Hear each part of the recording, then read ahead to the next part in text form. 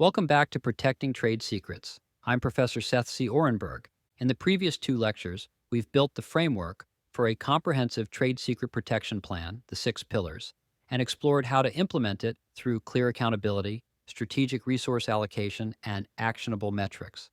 We've seen how protection succeeds when design meets execution, when responsibilities are assigned, and when systems are operationalized.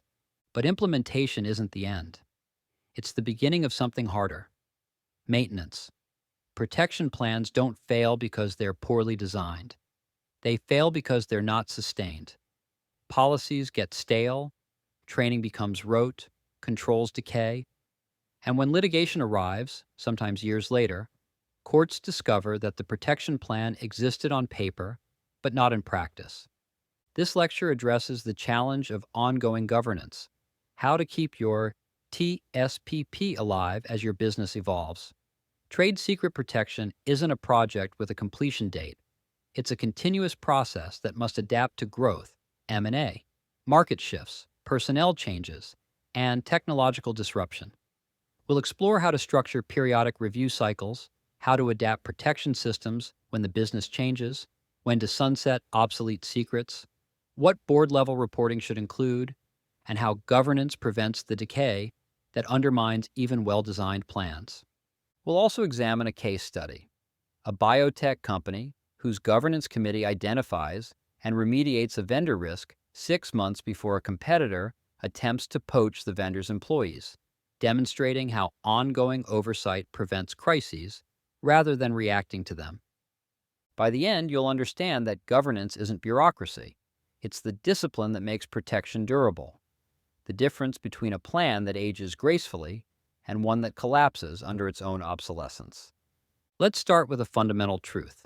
Trade secrets change because businesses change. Trade secret law doesn't reward past diligence. It rewards ongoing diligence. The reasonable effort standard isn't satisfied once. It's satisfied continuously, as long as the secret remains valuable and the threat environment evolves. This creates a challenge. Most legal compliance efforts are event-driven. Draft a contract, file a patent, register a trademark. Trade secret protection is different. It's process-driven. It requires systems that function day after day, year after year, adapting to new employees, new vendors, new technologies, and new threats. Consider what changes in a typical business over a 5-year period. The company hires hundreds of employees, each requiring training, access provisioning, and onboarding into confidentiality protocols. It launches new products, creating new trade secrets that must be identified, inventoried, and protected. It retires old products, rendering some secrets obsolete. It engages new vendors, requiring new non-disclosure agreements, due diligence, and access controls. It adopts new technologies, cloud platforms, collaboration tools, AI systems that reshape how information is stored, accessed, and shared. Each of these changes creates risk. New hires may not understand what's confidential. New products may generate secrets that aren't documented. Obsolete secrets may remain in the inventory, cluttering risk assessments. New vendors may receive access without adequate controls. New technologies may introduce vulnerabilities that existing policies don't address. If the TSPP doesn't evolve with these changes, it becomes frozen in the past, a snapshot of the business as it was, not as it is. And when courts later evaluate reasonable efforts, they ask, did you protect secrets as the business changed? Or did you assume that the systems you built 3 years ago would work forever? The answer determines whether your trade secrets remain enforceable. Ongoing governance requires structure. Without formal review cycles, protection efforts drift. Policies don't get updated. Incidents don't get investigated. Risks don't get reassessed. Maintenance becomes reactive, addressing problems after they've metastasized rather than proactive.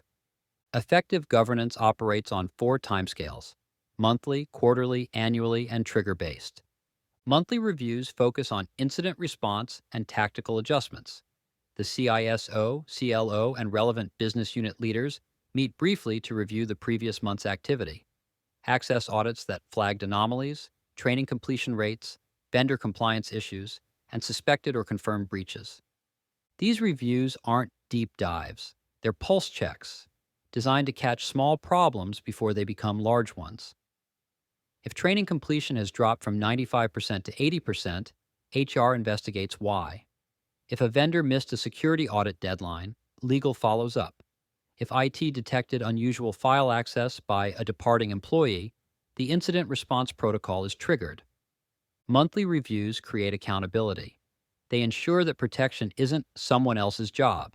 It's everyone's job, reviewed regularly, with consequences for gaps. Quarterly reviews are where the governance committee convenes. This cross-functional team, CLO, CISO, CHRO, and senior business leaders, reviews the TSPP holistically, updates to the crown jewel inventory, new secrets identified, obsolete secrets removed, changes to the risk matrix, new threats, reassessed probabilities, resource allocation, whether budgets and personnel are adequate, metrics review, leading and lagging indicators, red flags, policy updates, whether changes in law, technology, or business require new protocols, and enforcement posture, pending litigation, cease and desist letters, settlements. Quarterly reviews are strategic. They ask, is our protection plan still aligned with our business? Are we protecting the right things? Are we allocating resources where they matter most? Are we learning from incidents and adapting? The Governance Committee also serves as the escalation point for issues that monthly reviews can't resolve. Complex vendor disputes, major departures, suspected large-scale breaches, or policy gaps that require executive approval to fix. Annual reviews are comprehensive audits. This is when the entire TSPP is reassessed from the ground up. Full inventory review, every trade secret, every classification, every access, control. Legal compliance check, whether agreements, policies, and procedures comply with current UTSA/DTSA standards and any relevant regulatory changes. Technology assessment, whether systems, encryption, DLP, and monitoring tools remain adequate. Training effectiveness evaluation, whether employees understand their obligations and whether training correlates with fewer incidents. Vendor risk assessment, whether third-party relationships remain secure. And board reporting, summarizing crown jewel status, material risks, compliance posture, and resource needs for executive leadership. Annual reviews are where stale policies get updated, obsolete secrets get removed, and lessons from the past year get incorporated into the next year's plan. They're also where external audits by cybersecurity consultants, legal counsel, or compliance specialists can provide independent assessments of whether the TSPP is functioning as intended. Trigger-based reviews occur when specific events demand immediate attention. M&A activity, acquisitions, divestitures, joint ventures, key personnel departures, executives, engineers, sales leaders with crown jewel access, suspected breaches, departing employee takes files, vendor discloses, secrets, competitor launches suspiciously similar product. Major product launches, new secrets created, new risks introduced, and regulatory changes, new laws, enforcement priorities, court decisions that shift legal standards. Trigger-based reviews ensure that the TSPP responds to reality, not just to a calendar. When a competitor hires your CTO, you don't wait for the quarterly governance committee meeting. You convene immediately, assess what secrets the CTO had access to, review their signed agreements, and decide whether enforcement action is warranted. Together, these 4 review cycles create a rhythm, a cadence of attention that prevents decay and ensures that protection remains aligned with the business. No business is static, and trade secret protection must adapt to change or collapse under its own rigidity. Growth is the most common source of protection gaps. When a company scales from 50 to 500 employees, the systems that worked informally, founders enforcing confidentiality through personal oversight, no longer function. New hires arrive faster than training can accommodate. Access controls become porous as collaboration demands outpace IT's ability to segment permissions. Vendors multiply, each requiring due diligence that stretched legal teams can't keep up with. Courts are unsympathetic to the "we grew too fast" defense. If you knew you were scaling, you should have scaled your protection systems too. That means updating onboarding processes to ensure every new hire signs non-disclosure agreements and completes training within 30 days. implementing role-based access controls that restrict permissions by function, not just by seniority, conducting quarterly vendor audits, not just annual ones, and hiring dedicated personnel, compliance officers, security analysts, legal ops staff to manage protection at scale. M&A creates even more complex challenges. When you acquire another company, you inherit its trade secrets, but also its gaps. The target may have valuable IP but no inventory, no policies, or inconsistent enforcement. Post-merger integration requires mapping both companies' secrets, harmonizing protection systems, and ensuring that the combined entity doesn't inadvertently destroy secrecy through sloppy integration. The TSPP must address pre-acquisition due diligence, assessing the target's trade secret portfolio, identifying risks and valuing secrets, integration protocols, how to merge inventories, align policies, and train acquired employees, and carve out provisions if you're selling a business unit, ensuring the buyer doesn't get access to retained secrets. Divestitures are the reverse problem. When you sell part of your business, you must carve out the secrets that stay with you while transferring only what the buyer purchased. This requires surgical precision, identifying which secrets are tied to the sold business unit and which are shared across the company, restricting buyer access to only what's necessary to operate the acquired unit, and ensuring that retained employees don't inadvertently share secrets with the buyer's team. A poorly executed divestiture can destroy both sides' trade secrets. The seller loses control, the buyer gains access to information they didn't pay for, and courts later find that neither party maintained reasonable efforts. Market shifts can render secrets obsolete or suddenly critical. If your competitive advantage depended on a manufacturing process and a competitor introduces a superior technology, your secret loses value. Courts won't protect information that no longer derives independent economic value from secrecy. Conversely, if market conditions suddenly make a previously low-priority secret strategically essential, e.g., a supply chain method becomes critical during a shortage, the TSPP must elevate its classification, enhance its controls, and document the change. Adaptation isn't optional. It's what distinguishes trade secret protection plans that survive change from those that collapse under it. Not all secrets deserve perpetual protection. Some lose value, others become public, and some cost more to protect than they're worth. Sunsetting secrets, formally removing them from the inventory, and discontinuing protection is as important as identifying new ones. Obsolete technology is the clearest case. If your company developed a proprietary data compression algorithm in 2010, but modern open source tools now outperform it, the secret has no competitive value. Keeping it in the crown jewel inventory wastes resources, legal time maintaining non-disclosure agreements, IT effort restricting access, audit attention tracking compliance. Worse, it clutters risk assessments, making it harder to prioritize what actually matters. Courts won't protect obsolete secrets. If information no longer derives independent economic value from secrecy, it's not a trade secret, regardless of how carefully you protect it. Public disclosure ends trade secret status immediately. If your secret appears in a published patent, a competitor's product teardown, an industry conference presentation, or an academic paper, it's public, even if you didn't disclose it. Once secrecy is lost, continuing to treat the information as confidential is futile. The TSPP should include protocols for monitoring public disclosure, patent databases, competitor products, industry publications, former employee activity, and removing disclosed secrets from the inventory promptly. Cost-benefit analysis applies when protection costs exceed value. If a secret generates $100,000 in annual competitive advantage, but protecting it requires $150,000 in legal, IT, and compliance costs, the investment doesn't make sense. This calculation is particularly relevant for low-tier secrets. Routine customer lists, minor process improvements, legacy tools. Sunsetting doesn't mean abandoning protection carelessly. It means recognizing that resources are finite and reallocating them where they matter most, the crown jewels that drive competitive advantage. The governance committee should review the inventory annually and identify secrets that no longer justify protection. Removing them frees budget, simplifies compliance, and focuses attention on what's truly strategic. Trade secret protection isn't just a legal or IT function, it's a business risk, one that boards and executives must understand, oversee, and resource adequately.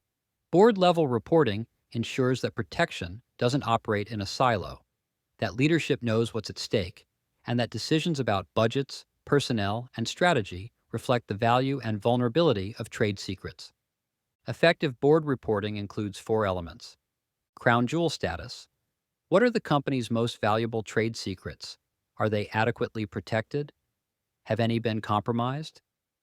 This isn't a full inventory. It's a summary of the top 10 to 20 secrets that drive competitive advantage, with brief assessments of their protection status, e.g., customer pricing algorithm, Tier 1 protection, access restricted to 5 personnel, no incidents in past quarter.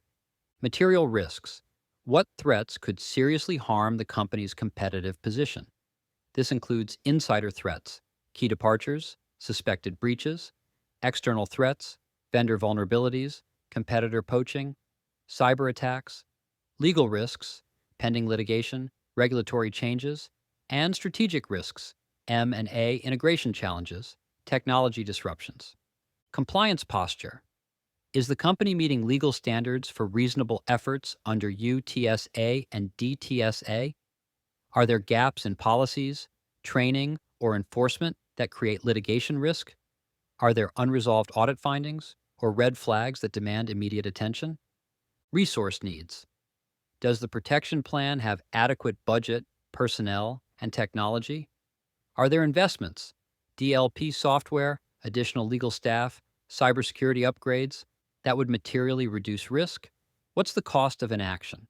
Board reporting should be concise, typically 2 to 3 pages, delivered quarterly or semi-annually, but substantive. It should enable executives to make informed decisions about whether to approve budgets, authorize enforcement actions, or escalate concerns to full board review. Good board reporting also creates accountability. When executives know that trade secret protection is reviewed regularly, that metrics are tracked, and that gaps are escalated, they're more likely to take it seriously and to allocate resources accordingly. Let's see ongoing governance in action.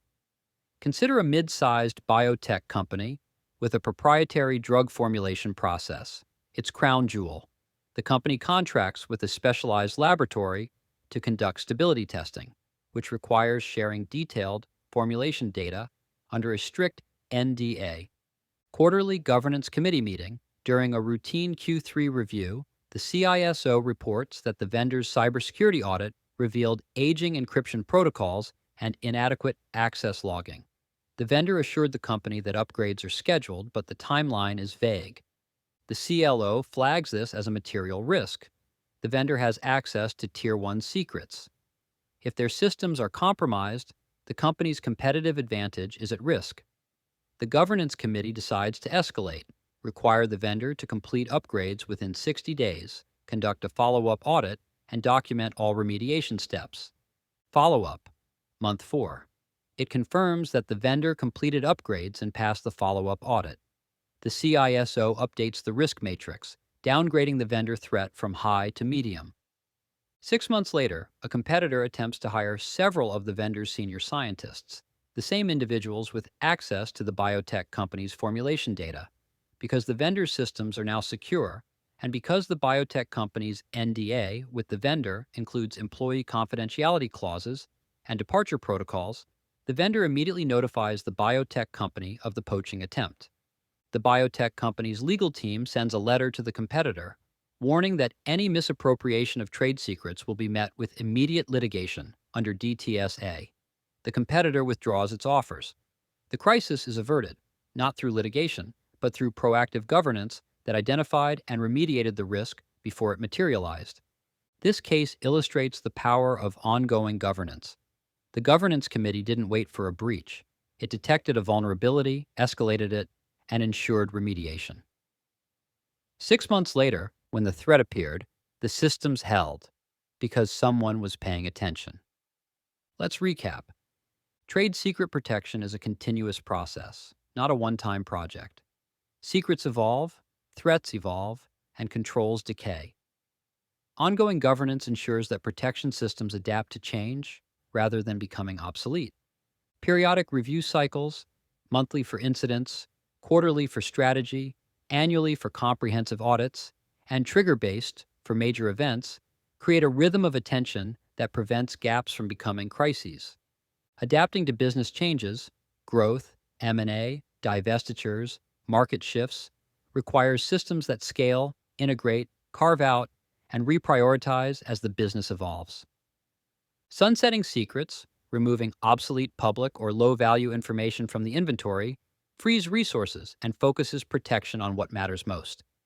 Board-level reporting ensures that executives understand crown jewel status, material risks, compliance posture, and resource needs, enabling informed decisions about budgets, enforcement, and strategy. The biotech case study shows how proactive governance prevents crises. By identifying and remediating a vendor risk before it materialized, the governance committee protected the company's most valuable secret, not through litigation but through vigilance. In the next lecture, we'll turn to theory, exploring when and why trade secret law adds unique value beyond contracts and torts, using dense versus sparse network theory to understand the strategic role of trade secret protection in different business contexts. Thanks for listening. See you in the next lecture.